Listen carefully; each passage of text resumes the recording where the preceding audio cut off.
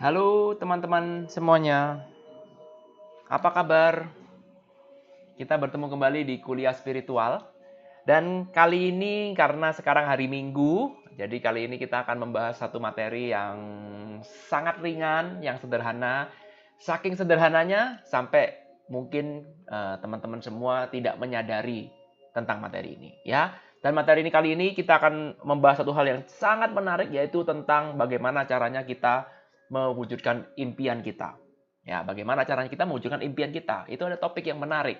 Kalau Anda belajar tentang law of attraction, Anda belajar tentang apa? Vibrasi dan segala macam, tujuannya adalah Anda ingin mencapai mencapai impian kita. Apapun impiannya, semua orang kepingin impiannya itu tercapai. Nah, di video kali ini kita akan membahas tiga hal yang menjadi penyebab kenapa impian kita tidak bisa terwujud atau belum bisa terwujud. Gitu ya, atau bisa kita bilang ada 3 macam hal yang menghambat, ya, yang menghalangi, yang mempersulit sehingga impian itu tidak bisa terwujud dalam waktu yang sesingkat-singkatnya. Ya, gitu ya. Jadi kenapa sih ya kadang-kadang punya impian itu kok susah sekali terwujud, ya? Kenapa? Apa sebenarnya faktor apa yang menghalangi? Kalau Anda bisa tahu faktor ini dan Anda bisa meminimalkan faktor ini, maka secara teori impian yang Anda inginkan itu akan lebih cepat terwujudnya. Oke? Nah, sekarang sebelum kita membahas 3 macam penyebabnya itu, kita bahas dasar teorinya dulu. Ya, jadi kalau Anda belajar tentang law of attraction, jadi ini adalah diri Anda sekarang. Oke? Now, oke? Kita belajar tentang law of attraction, dasarnya seperti ini. Misalkan Anda punya impian, oke, Anda punya impian, misalkan Anda impiannya adalah punya mobil, misalkan, atau punya rumah bagus, apapun itu, atau punya income, punya apapun itu, oke, kita sebut sebagai dream. Pastikan bahwa dream ini, ya, dream ini bukan fokus ke bendanya, ya. Pastikan bukan fokus ke bendanya. Kalau selama ini Anda berpikir fokusnya ke bendanya, misalkan Anda pengen punya mobil, lalu kemudian fokus ke bendanya, maka itu kurang tepat. Kurang tepat. Karena apa? Karena kalau kita punya impian itu, ini kan kita taruh ini di dalam semesta. Anda boleh semesta, field dan segala macam. Ya, anggaplah kita sebut ini sebagai semesta. Anda ketika punya impian seperti ini, kita tuh sebenarnya menaruh sebuah order. Ya, menaruh sebuah pesanan kepada semesta. Ini semesta nih kalau kita ngomong ya. Di mana semesta ini punya semuanya. Gudangnya ada di situ, database-nya ada di situ. Jadi apapun yang bisa Anda bayangkan ada di semesta. Ya, perhatikan, itu catat dulu tuh. Apapun yang bisa Anda bayangkan berarti itu ada. Adanya di mana? Ada di semesta. Jadi semesta ini sebenarnya gudangnya database-nya. Gudangnya semua hal. Jadi yang Anda minta itu ada nggak di situ? Nah, itu yang paling penting tuh, tanya dulu tuh. Yang Anda minta tuh ada nggak? Jangan-jangan itu nggak ada. Ya, kalau Anda sudah tahu ilmu ini bahwa, oh iya benar, yang saya minta itu ada. Ya, karena yang saya minta ada, maka yang saya minta itu adalah mungkin.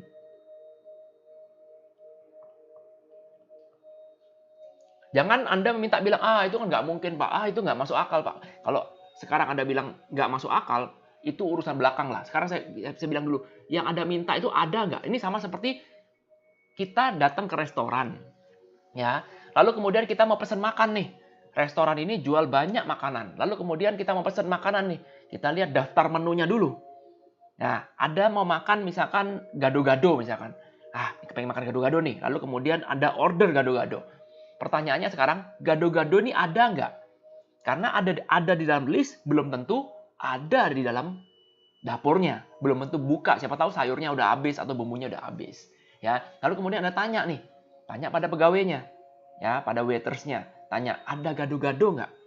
Karena gado-gado itu sudah ada di dalam list. Kenapa Anda minta gado-gado? Karena ada di dalam list.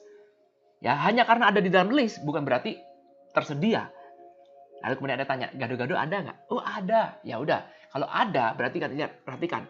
Kalau ada berarti dia siap untuk disajikan.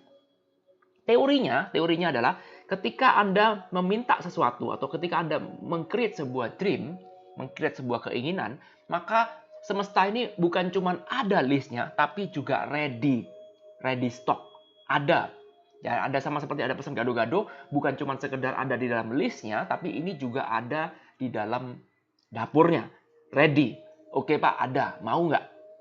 Ada, ya. Dan ketika Anda sudah mengorder barang yang sudah ada, maka barang yang sudah ada ini siap dikirimkan menuju ke Anda.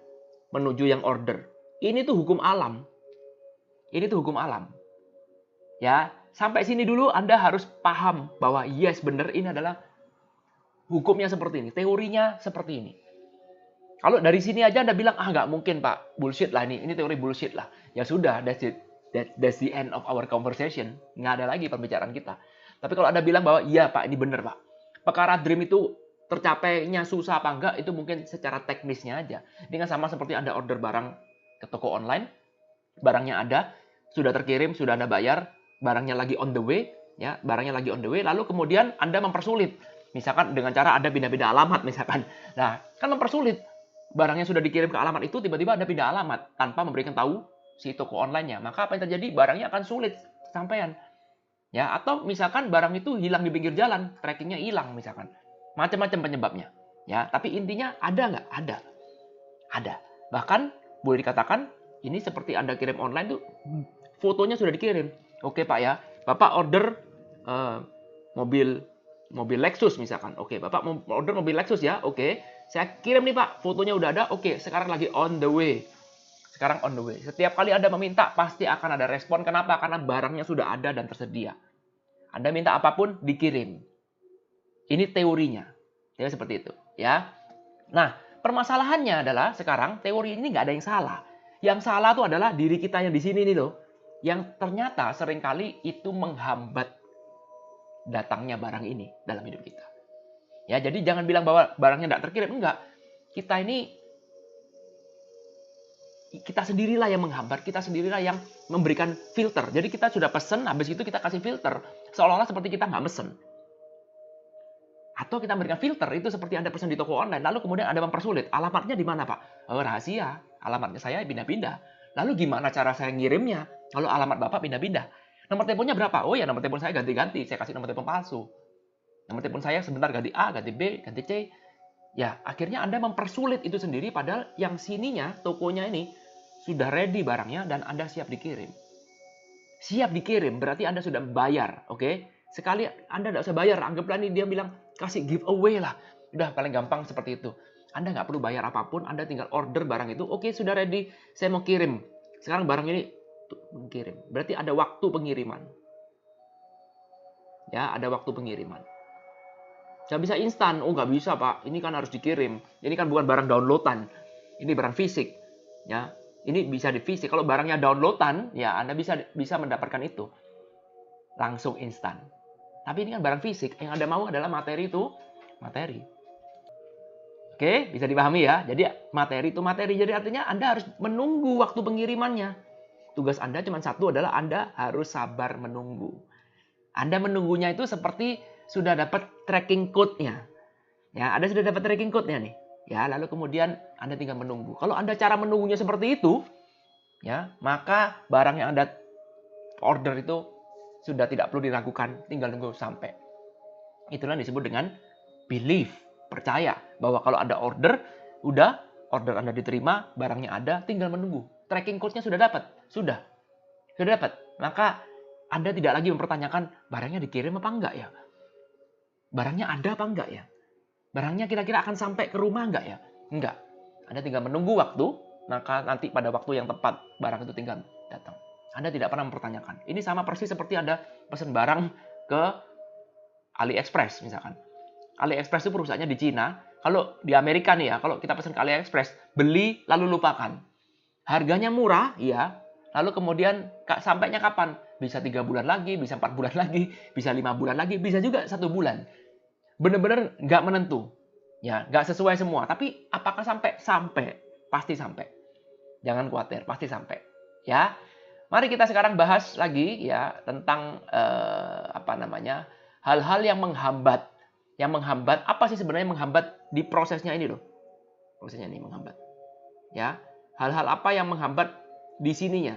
di medium ya, antara yang menghubungkan antara Anda dengan impian Anda. Jadi misalkan saya sebut ini sebagai medium ya, perjalanannya, kirim-kirimannya ya. Apa saja sih sebenarnya yang menghambat, dan faktor yang menghambat itu adalah diri kita sendiri. Mari kita belajar. Nomor satu adalah, yang paling menghambat adalah kita tidak percaya. Nah, ini kalau Anda belajar Law of Attraction ini sudah biasa sekali kayak begini nih.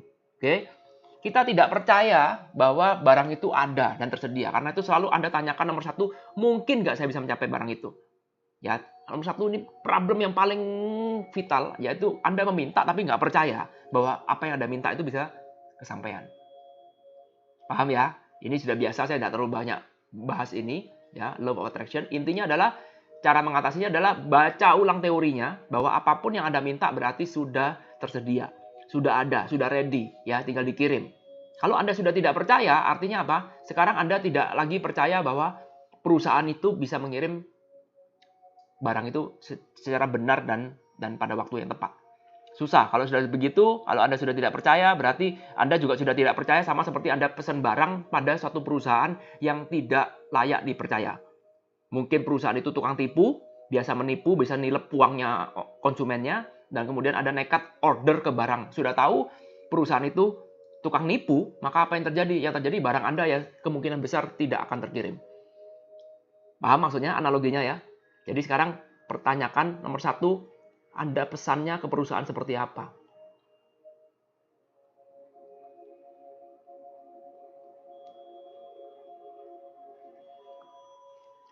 Nomor dua, pertanyakan, mungkin nggak barang itu sampai? Bisa. Atau mungkin nggak barang itu ada?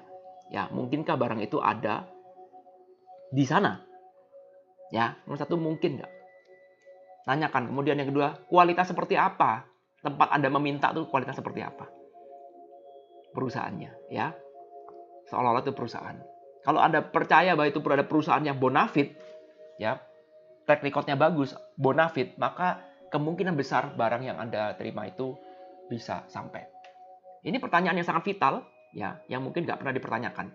Dengan Anda menjawab pertanyaan ini, maka Anda akan menutup rasa percaya ini. Kalau Anda yakin bahwa ini adalah perusahaan yang bagus,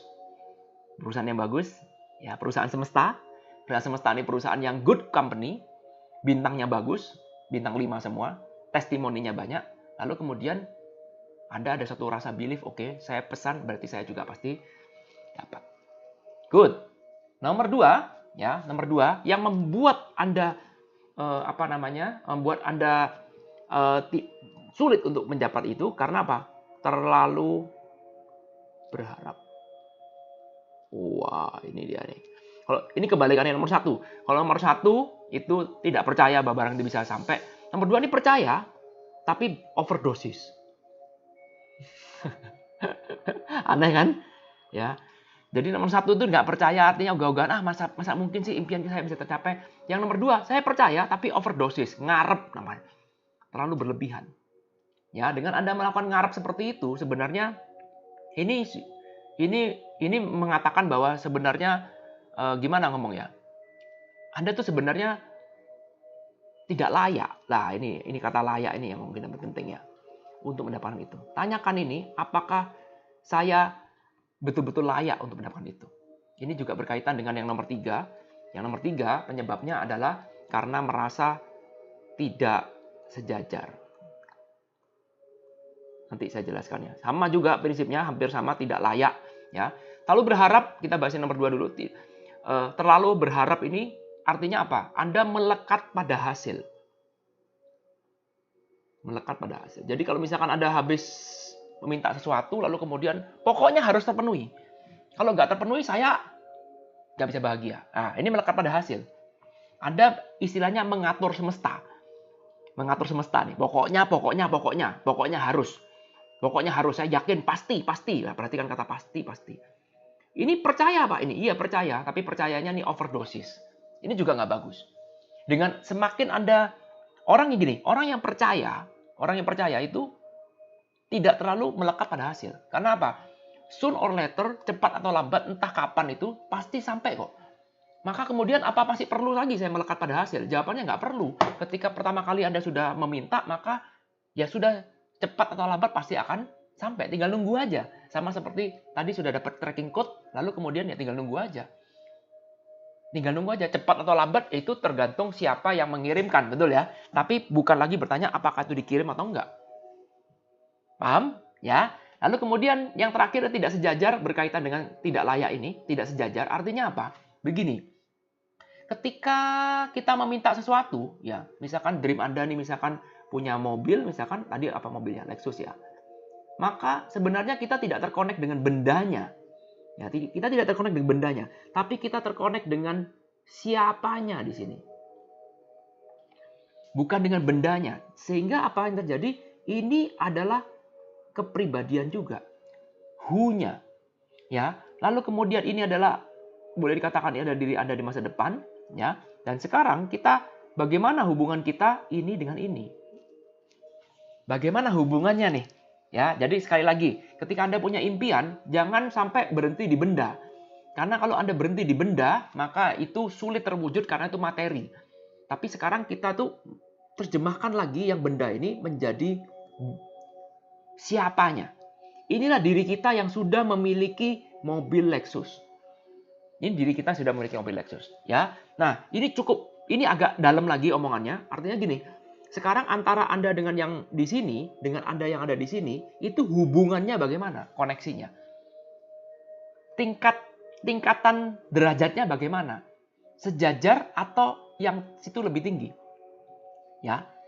Yang kalau Anda menganggap bahwa yang di sini itu lebih tinggi, ya, yang di sini lebih tinggi daripada Anda sekarang ini, maka impian Anda makin sulit terwujud. Saya ulang lagi, kalau sekarang Anda menganggap bahwa diri Anda yang masa depan yang sudah punya mobil Lexus ini, yang sudah mencapai impian Anda ini, derajatnya atau apa yang ngomongnya? Bukan derajatnya ya, mungkin statusnya mungkin bisa jadi seperti itu. Statusnya terlalu tinggi sehingga membuat Anda tidak merasa diri di sini itu nggak berarti saat Anda sekarang ini, nggak worth it, nggak layak bertemu dengan orang seperti ini, nggak layak berbicara dengan orang seperti ini, ya sehingga komunikasinya itu menjadi semakin jauh dan semakin jauh, maka akibatnya impian Anda akan sulit terwujud. Saya kasih ilustrasi yang lain, untuk yang tidak sejajar ini, ya. Ya, saya kasih ilustrasi yang lain. Misalkan saya ini adalah seorang penyanyi misalkan. Oke, misalkan saya ini adalah seorang penyanyi. Contoh biar Anda tahu ya. Saya adalah seorang penyanyi. Ya, saya ini penyanyi ya, cuma penyanyi kafe lah, cuman sekedar cari uang samping ya, cari uang ya buat happy, hobi. Nyanyinya dari kafe ke kafe tiap hari malam minggu, manggung-manggung di kafe ya. Lalu kemudian saya mengidolakan satu artis, satu penyanyi lah. Ya, sebut saja misalkan siapa ya? Artis penyanyi Indonesia yang terkenal siapa? Si A lah misalkan, saya tidak sebutkan nama lah. Saya nggak tahu artinya. Ya, sebut saja si A lah, penyanyi ya. Saya sebutkan si A. Nah, kemudian tiba-tiba artis ini, si A ini penyanyi top di Indonesia, top, bayarannya mahal. Lalu tiba-tiba apa yang terjadi? Si A ngajak saya manggung bareng. Ya, si A ngajak manggung saya. Entah kenapa, bagaimana ceritanya. Kalau kemudian si A ini tertarik, mungkin lihat YouTube saya, mungkin lihat apa. Lalu tiba-tiba si A ini datang ke rumah saya, lalu ngajak saya nyanyi bareng. Manajernya yang datang, biasanya nggak mungkin artisnya. Manajer datang, mau nggak kamu nyanyi bareng dengan artis A ini? Ya, lalu kemudian bilang, oh itu kan pujaan saya. Lalu kemudian saya manggung bareng dengan si A ini. Maka apa yang terjadi? Yang terjadi saya akan merasa minder, betul? Ini saya ya, saya dengan si A. Ya, saya akan merasa minder karena merasa, si A ini begitu hebatnya, begitu powerfulnya, begitu terkenalnya. Sementara saya ini siapa sih? Saya ini cuman penyanyi kafe, hebat sekali saya bisa bertemu dengan si A dan segala macam. Akibatnya apa? Saya merasa diri rendah. Saya merasa diri tidak pantas bertemu dengan si A, sehingga apa yang terjadi? Secara tidak langsung saya akan membuat gap. Paham maksudnya?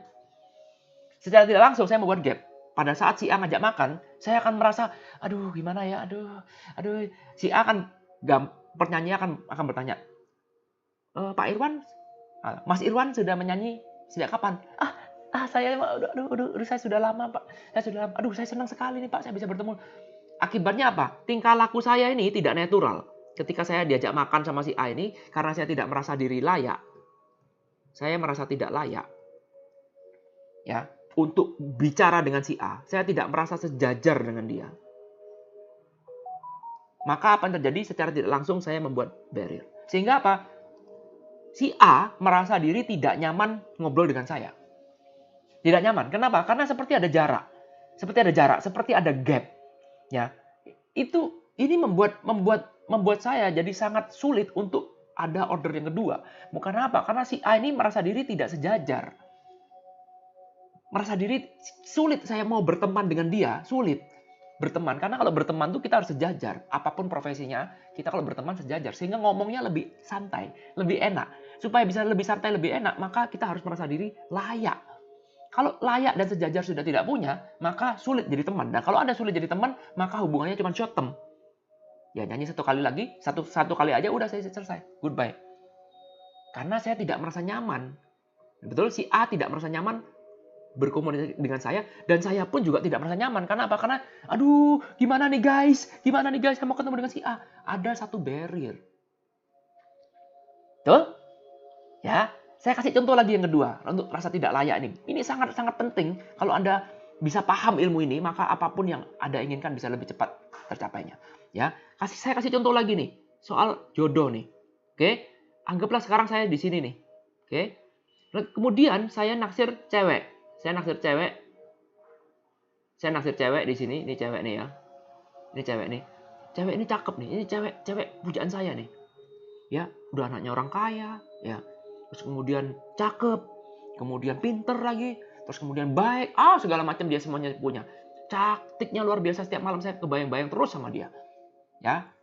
Sebut saja ceweknya namanya siapa namanya?